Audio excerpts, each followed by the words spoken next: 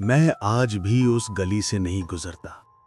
पुरानी नम दीवारों वाली वो तंग सड़क जहां हवा तक रुक जाती थी। उस गली के आखिर में था शंकर फोटो स्टूडियो। छोटा सा बोर्ड जिस पर हल्के से टिमटिमाते बल्ब से लिखा था पासपोर्ट फोटो, शादी एल्बम और डेवलपमेंट झटपट। मैंने वहां अपनी पहली नौकरी शुरू की थी। कॉलेज के बाद कुछ पैसे चाहिए थे तो सोचा थोड़े दिन फोटोग्राफी सीख लूं। स्टूडियो का मालिक शंकर अंकल 40 के आसपास का आदमी था। गहरी आंखें, चेहरे पर मुस्कान, लेकिन न जाने क्यों उसकी आंखों में हमेशा एक अजीब थकान झलकती थी। पहले कुछ दिन सब ठीक चला। मैं नेगेटिव रोल धोता, फोटो प्रिंट करता और कभी-कभी कैमरा संभाल लेता। लेकिन एक दिन कुछ अजीब हुआ। शाम के करीब 7 बजे आखिरी ग्राहक आया। बूढ़ा आदमी, सफेद कुर्ता और गले में पुराना कैमरा लटकाए। उसने कहा, 5 फोटो निकलवानी है, बस जल्दी कर दो। मैंने रोल लिया, मशीन में डाला और नेगेटिव स्ट्रिप बाहर आने लगी। लेकिन जब वे धुलकर साफ हुई तो मेरी रीढ़ जम गई। उसमें 5 चेहरे नहीं थे, 6 थे। एक अतिरिक्त चेहरा बिल्कुल बीच में, धुंधला लेकिन साफ नजर आने वाला। उसकी आंखें सीधे मेरी तरफ देख रही थीं। मैंने हड़बड़ाकर शंकर अंकल को बुलाया। उन्होंने बस एक नजर देखा और बोले, कभी कभी कैमरा डबल एक्सपोजर दे देता है बेटा, नॉर्मल है। लेकिन उस रात मैं सो नहीं पाया। हर बार आंख बंद करता वही चेहरा दिखता, स्याह, धुंध में लिपटा, आंखों के नीचे गड्ढे, जैसे किसी ने अंदर से उसे खींच लिया हो। अगले दिन स्टूडियो पहुंचा तो शंकर अंकल कहीं नहीं थे। शटर आधा खुला था और अंदर धूप की एक पतली लकीर सीधे उस वॉशिंग टब पर पड़ रही थी जहां नेगेटिव धोए जाते थे। मैंने अंदर कदम रखा और देखा नेगेटिव्स की ढेर सारी स्ट्रिप्स टंगी थीं, लेकिन उन सब में कुछ अजीब था। हर स्ट्रिप में वही चेहरा बार बार दिखाई दे रहा था, अलग अलग फोटो में, अलग अलग पोज में, लेकिन चेहरा वही। मैंने डरते हुए कैमरा उठाया और चारों ओर क्लिक करना शुरू कर दिया, सिर्फ ये देखने के लिए कि कहीं कुछ सच में है क्या। लेकिन हर तस्वीर में कुछ ना कुछ गड़बड़ दिखती।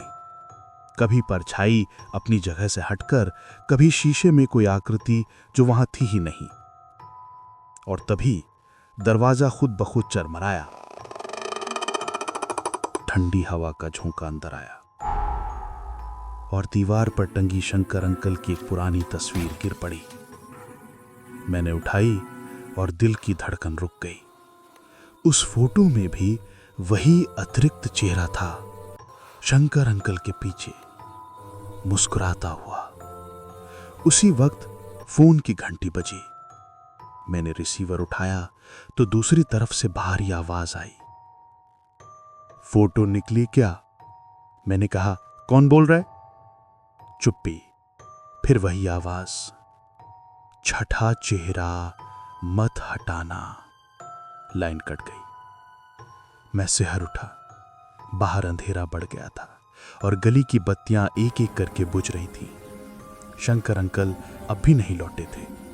मैं डर और जिज्ञासा के बीच झूलता रहा।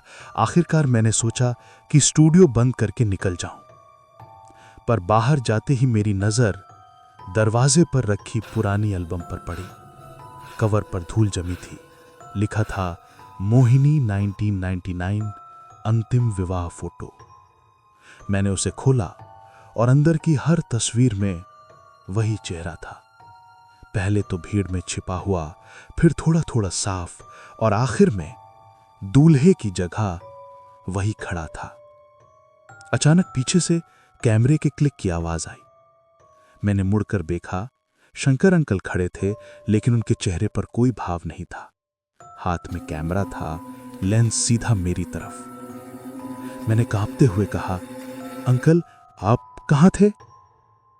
उन्होंने धीमे से कहा, बस एक परफेक्ट फोटो चाहिए थी।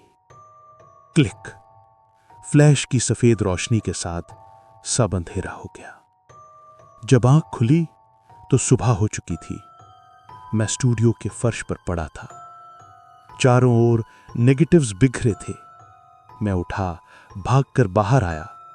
गली सुनसान थी। शंकर अंकल का कोई पता नहीं था। मैंने पास की दुकान से पूछा, शंकर अंकल कहाँ हैं? दुकानदार हंस पड़ा, शंकर, वो तो 10 साल पहले मर गए बेटा। उनका स्टूडियो तो अब कोई खोलता ही नहीं है। मुझे लगा शायद सपना था, पर जब घर पहुंचा तो मेरे बैग में वही एल्बम थी, मोहिनी 1999। मैंने कांपते हाथों से उसे खोला।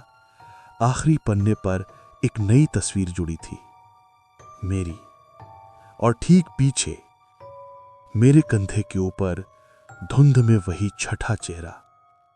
अब जब भी कोई फोटो निकलवाने आता है, मैं उन्हें बस यही चेतावनी देता हूं, अगर आपकी तस्वीर में कोई ज्यादा चेहरा दिखे तो मत हंसिएगा, क्योंकि शायद कैमरा झूठ नहीं बोलता और हर नेगेटिव में किसी का नाम लिखा होता है जिसे अभी तक डेवलप होना बाकी है।